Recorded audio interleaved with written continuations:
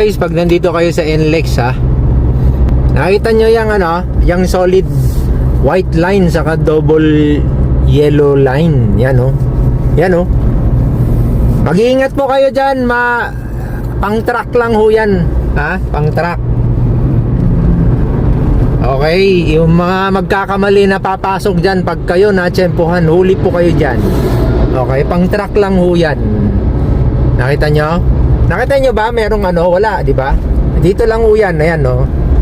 Oh, pang truck at saka ang alam ko bus yan. Bawal na bawal ho yung mga mas maliit pa. Okay, kesa sa truck.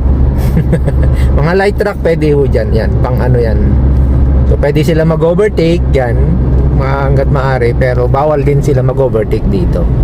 Yan, pwede ho sila dyan. Pero bawal na bawal ang pumasok dyan. Nabahala kayo kung gusto nyo, di subukan nyo mahuli.